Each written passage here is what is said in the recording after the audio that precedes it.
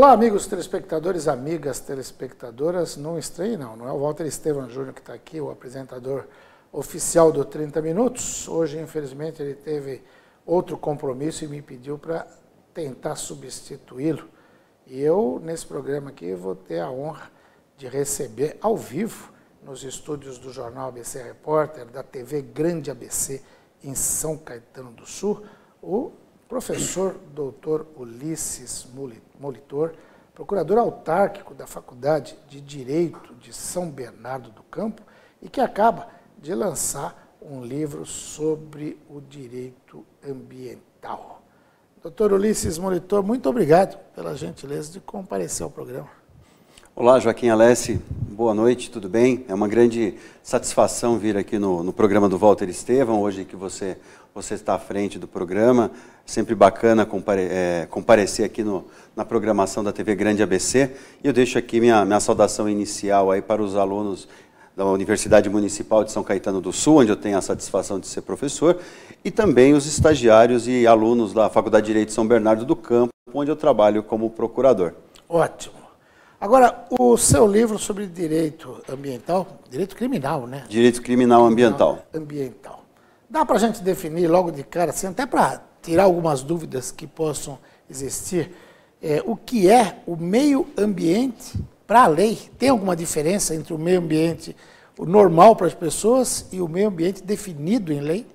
Sim, né, a conceituação de meio ambiente ela é mais abrangente do que a gente costuma imaginar. A gente sempre, num primeiro momento, nós pensamos que o meio ambiente é simplesmente as árvores, as plantas, aquela questão mais do ponto de vista ecológica, né? A origem dos estudos do meio ambiente tem a ver com isso mesmo, que é a ecologia na essência. Só que a nossa legislação, a Lei de Crimes Ambientais, ela regula meio ambiente, toda espécie de meio ambiente. Então, o meio ambiente natural, claro, é o meio ambiente, mas a gente pode falar do meio ambiente paisagístico, o meio ambiente arquitetônico, então, eventualmente, imóveis tombados pelo patrimônio histórico. Isso é uma questão ambiental, né? Quando você tem patrimônio público que merece ser cuidado, e até uma pichação é considerado um patrimônio ambiental, algo a ser protegido sob o ponto de vista ambiental. Se você pensar na agressão aos animais, também a gente pensa em crime ambiental.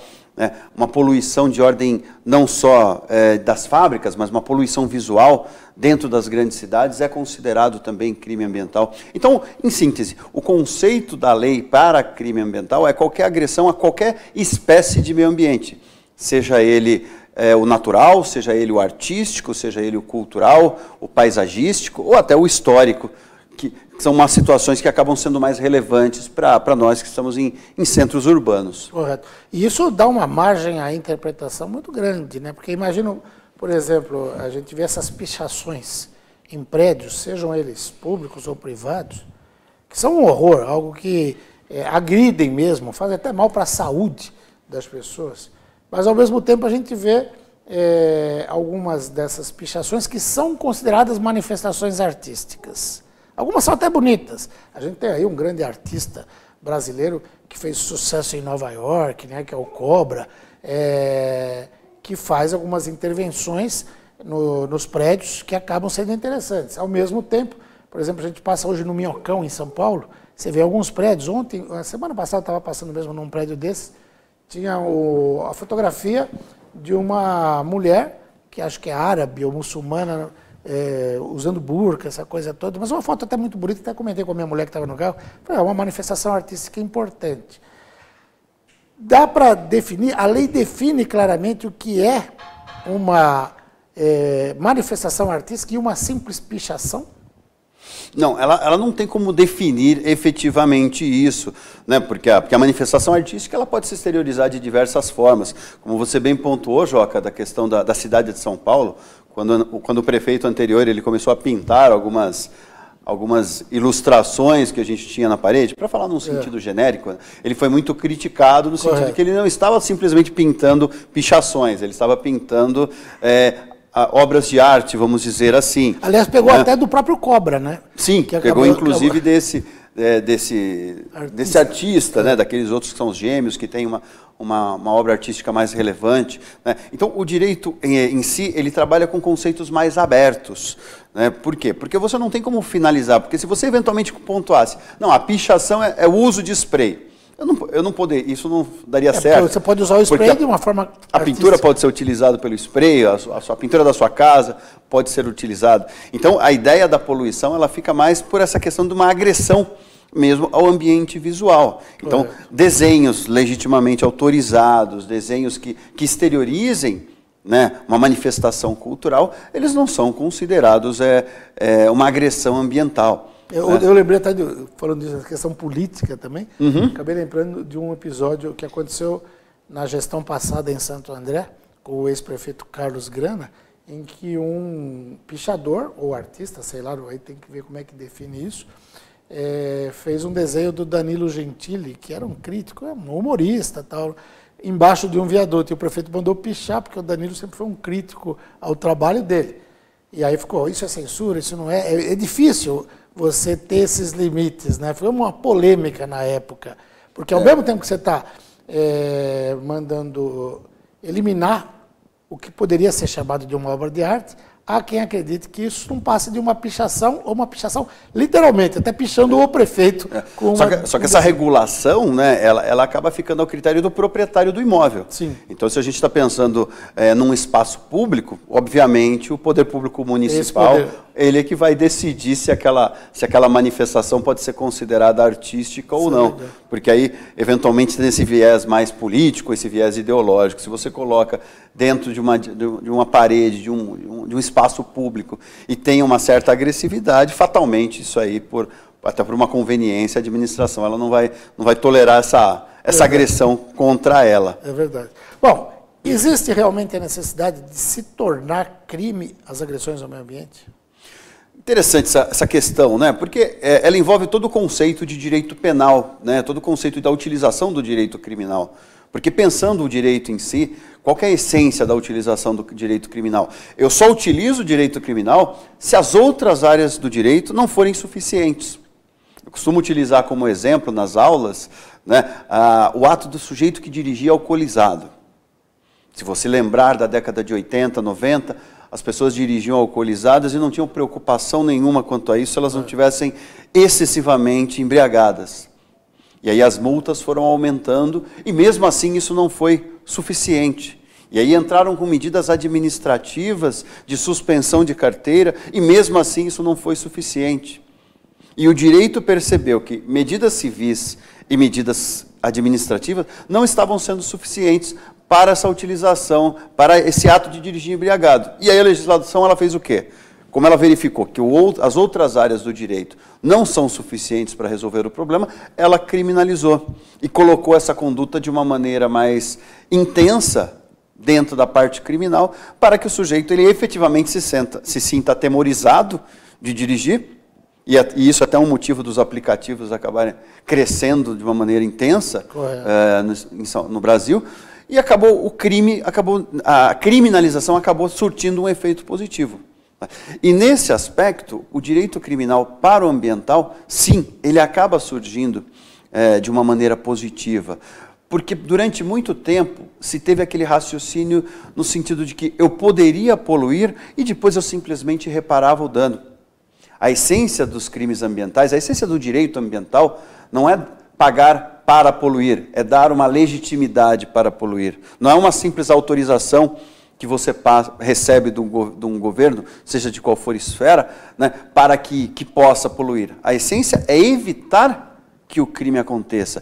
Tanto que, fazendo uma análise genérica, óbvio, dos crimes, a gente percebe o quê? Que todos esses crimes eles não esperam a agressão acontecer. Eles já punem a simples possibilidade de se agredir o ambiente. Porque você imagina, dentro de um local que você tem uma árvore centenária, não tem cabimento você esperar derrubar essa árvore centenária para punir aquele agressor. Então, a simples iniciativa de agressão contra essa árvore já é suficiente para você criminalizar. E por que você vai criminalizar? Porque a esfera administrativa, ela simplesmente falava o quê? Se você causar esse dano, plante outras árvores e está tudo resolvido. Então a pessoa ela se sentia estimulada, até de um certo ponto, a agredir o meio ambiente. Ela simplesmente pagava para poluir. Ela se sentia legitimada. Por quê? Porque ela sabia que a única agressão jurídica contra ela seria de ordem administrativa, seria um pagamento, seria uma restrição civil ou administrativa. Agora, ao passo, quando o sujeito ele se sente atemorizado do ponto de vista criminal, de se agredir o meio ambiente, sofrer uma sanção penal, a sua maneira de agir ela vai ser diferente. Uma outra coisa que eu costumo muito brincar, pontuando com os alunos, né? A gente deveria não cometer crimes porque a gente entende que é errado. Mas, infelizmente, muita gente não comete o crime com medo de ser punido e não porque entende que aquilo é errado. Né? E é nesse aspecto que o direito criminal ele é importante para esses bens que merecem uma proteção diferenciada. E o não cuidar desses bens, como no caso de uma árvore centenária, uma árvore num espaço público, também responsabiliza criminalmente aquele que deixa de cuidar. Sim. Ela venha a ter um problema, venha a cair, alguma coisa desse tipo. É claro que você tem que demonstrar a responsabilidade. Eu não posso simplesmente atribuir o que a gente chama no direito civil de responsabilidade objetiva. Ou seja, se causou prejuízo, criminalmente você vai ser responsabilizado. Não. O direito criminal ele exige um pouco mais. Ele precisa que você exteriorize uma conduta. Ou seja, você saiba, pensando nesse seu exemplo, que é um ato negligente. Então, primeiro, eu preciso que o crime permita uma punição culposa diante de uma negligência, ou até de um ato de imprudência, ou até uma imperícia, dependendo do tipo de situação. Mas que o sujeito, diante desta situação, ele vendo o problema acontecer, ele se omite. E aí, é nesse momento que, eventualmente, a punição criminal ela pode acontecer. Não pelo simples dano, mas por você, propositadamente, dar causa àquele dano. Tá certo. Doutor Ulisses Molitor, eu vou pedir licença para chamar um rapidíssimo intervalo comercial, mas a gente volta já já. Tem mais assuntos importantes a respeito dessa política ambiental, do crime ambiental. A gente tem o caso hoje aí que assusta todo o país, que é o vazamento de petróleo, que afetando o mar, afetando paisagens fantásticas, afetando todo o meio ambiente no Nordeste aí brasileiro, mas a gente vai falar sobre isso daqui a pouquinho. Então você continue com a gente, quem está vendo aí também pelo Instagram, Facebook, que a gente volta já já.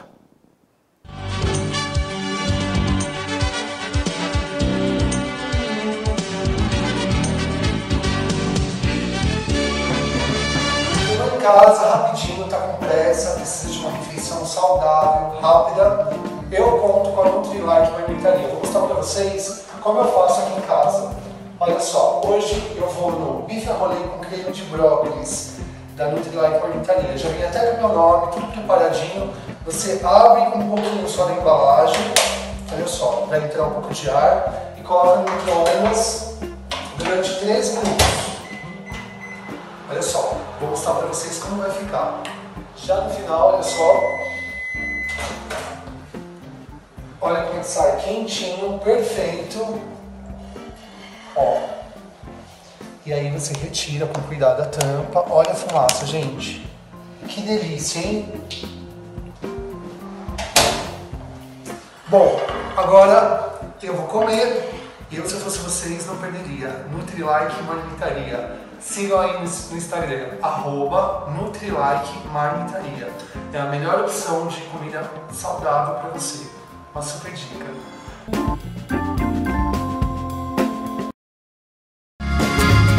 Viaje Mais. Prepare-se para conhecer os mais belos lugares do planeta, de segunda a domingo em 2 horários, às 13h30 e à meia-noite, na rede NGT Canal 48 Digital e na TV Grande ABC Canal 3 NET. Agora você tem um encontro marcado com Walter Esteban no programa Viaje Mais.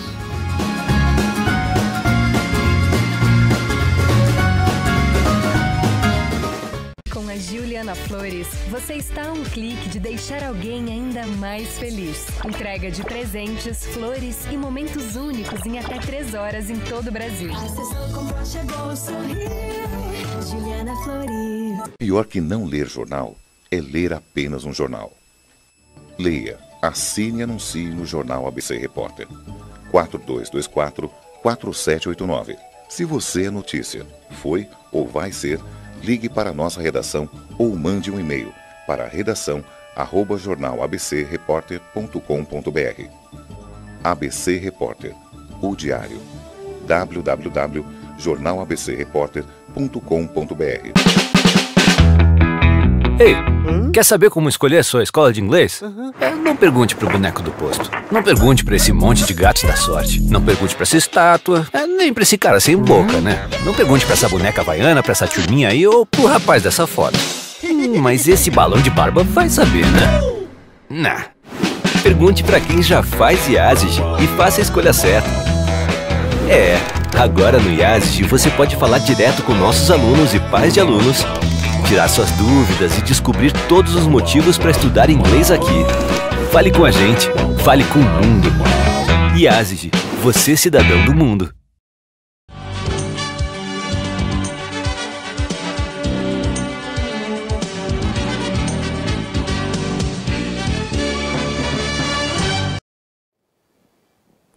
Muito bem, estamos de volta para o segundo bloco do programa 30 Minutos desta quarta-feira, dia 23 de outubro de 2019, e a gente está falando sobre o lançamento do livro A Efetividade do Direito Criminal Ambiental como Instrumento de Proteção ao Meio Ambiente, livro lançado agora há pouco tempo pelo professor Dr. Ulisses Molitor, que é procurador autárquico da Faculdade de Direito de São Bernardo do Campo, ele que nos dá a honra dessa entrevista ao vivo aqui nos estúdios nesse momento. Doutor Ulisses, que mecanismos tem o cidadão diante das lesões ao meio ambiente? Então, Joca, a gente sempre visualiza, hoje em dia, né, quando a gente visualiza essas ações por redes sociais, a gente fica muito bem claro aquela insatisfação da população contra diversos bens, qualquer tipo de situação. A gente estava apontando agora há pouco aquelas agressões quanto ao litoral nordestino, ou até as agressões ambientais da Vale dentro de Minas Gerais, e a gente vê a exteriorização da insatisfação da população.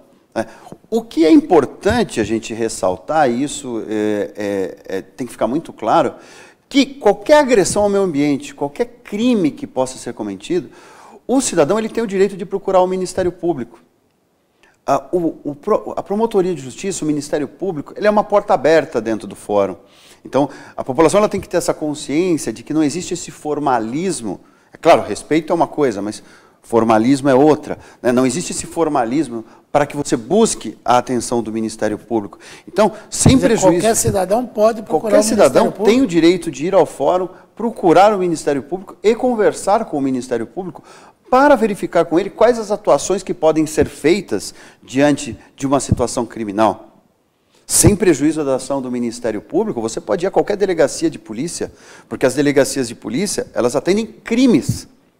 Elas não atendem simplesmente um furto, um roubo, uma lesão corporal, que são aqueles delitos mais cotidianos que a gente raciocina indo para a delegacia. Mas uma agressão ambiental, sim, o cidadão ele tem o direito de ir na delegacia, e sendo uma ação de ordem pública, ou seja, uma ação que independe de manifestação de ninguém, tanto o delegado de polícia quanto o promotor de justiça tem a obrigação de agir.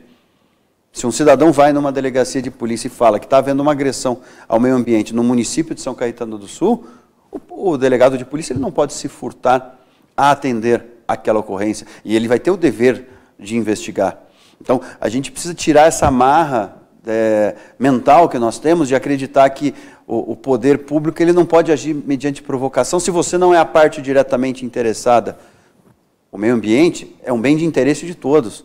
Então, você tem legitimidade para buscar uma ação policial diante de um crime ambiental que você está visualizando na tua cidade, no seu bairro. Você tem o direito de buscar o Ministério Público.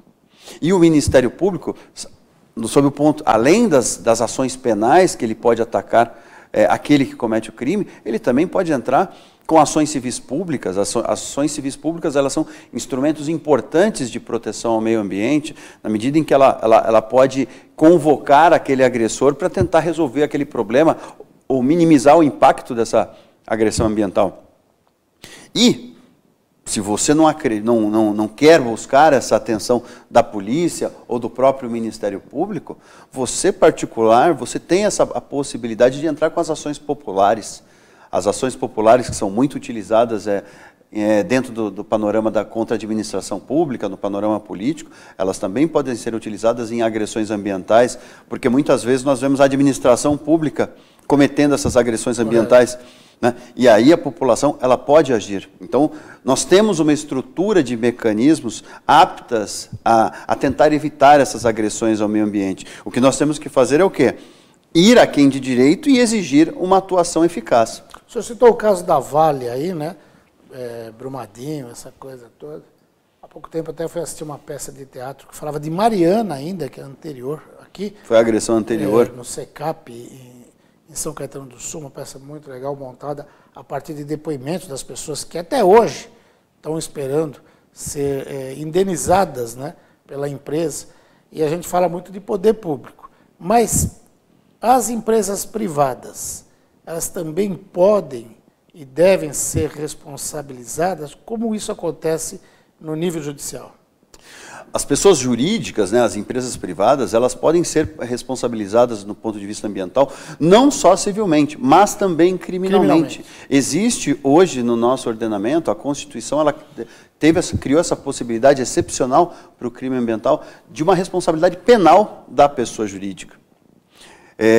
A discussão ela é muito emblemática, porque muita gente entende que não seria eficaz você responsabilizar penalmente a pessoa jurídica, na medida que uma empresa não vai para a cadeia, fazendo um raciocínio bem preliminar. Mas o gestor, sim. O gestor, sim. O gestor, quando coautor, ele vai ter sua responsabilidade criminal e pode sofrer uma pena com sujeição à pena privativa de liberdade. Né? Mas a pessoa jurídica, ela também responde criminalmente. Só que a responsabilidade criminal dela são punições de outra ordem.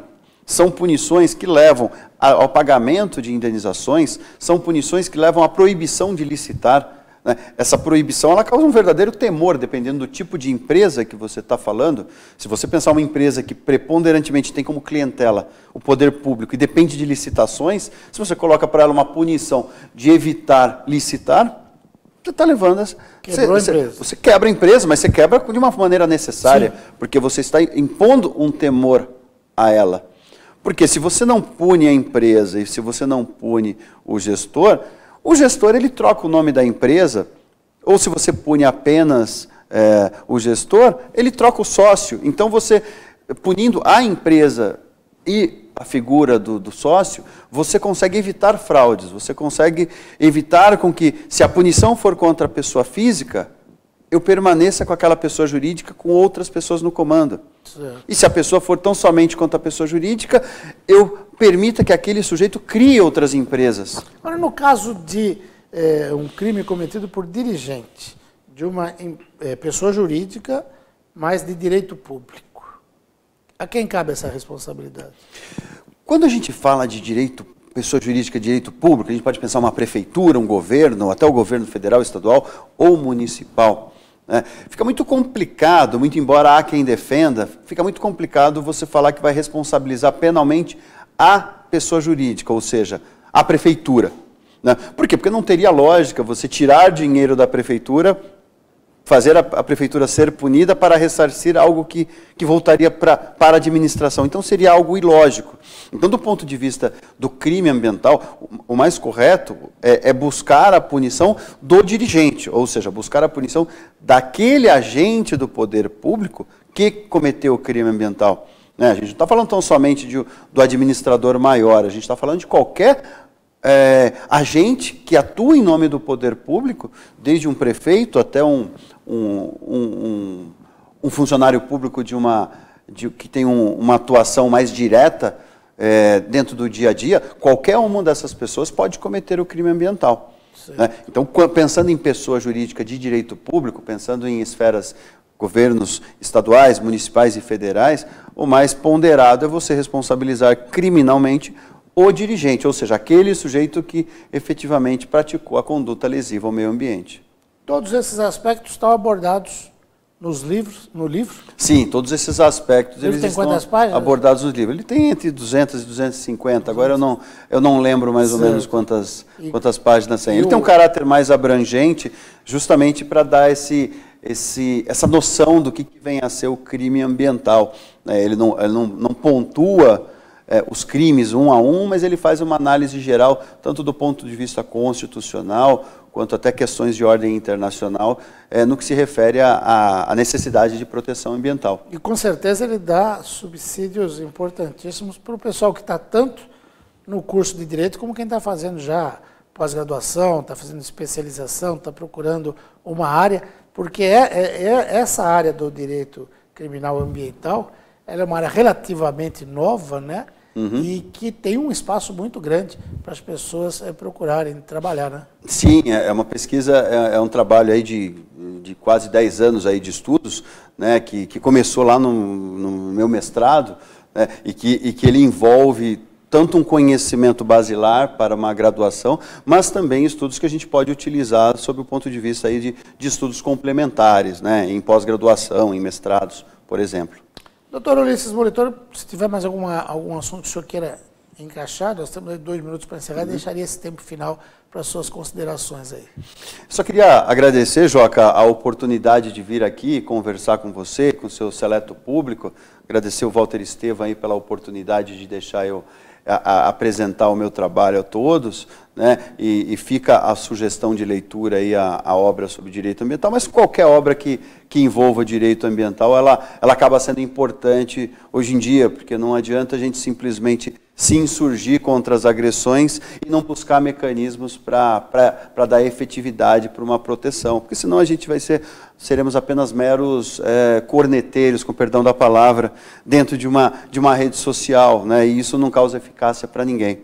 Né? Eu agradeço o convite e a participação. Eu é que agradeço.